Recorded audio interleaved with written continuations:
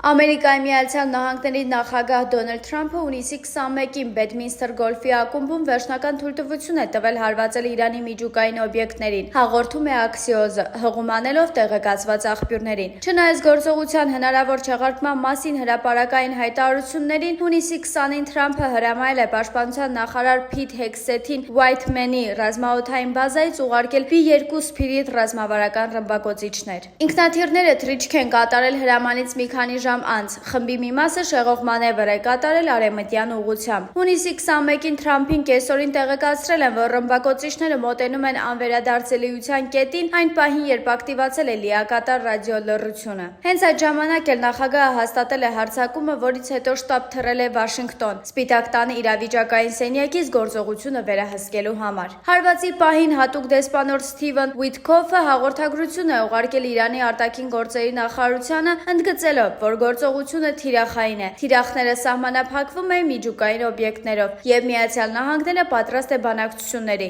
սպառնալիքը չեզոքացնելուց հետո։ Հունիսի 22-ի գիշերը Ամերիկայի Միացյալ Նահանգների նախագահ Դոնալդ Թրամփը հայտարարել է, որ երկրի ռազմաօդային ուժերը հարձակվել են իրանական 3 միջուկային օբյեկտների վրա, այդ թվում Ֆորդոյի, Նաթանզի եւ Սպահանի վրա։ Ամերիկացի առաջնորդը դա անվանել է պատմական պահ Միացյալ Նահանգների, Իսրայելի եւ ամբողջ միջազգային հանրության համար եւ ասաց, որ այս զարմանալի հաջողությունից հետո Իրանը պետք է համաձայնի խաղաղության։ Միևնույն ժամանակ Իսլամական Հանրապետությունն ինքը պնդում է, որ Ամերիկայի Միացյալ Նահանգների հարվածները էական վնաս չեն հասցրել իր օբյեկտներին։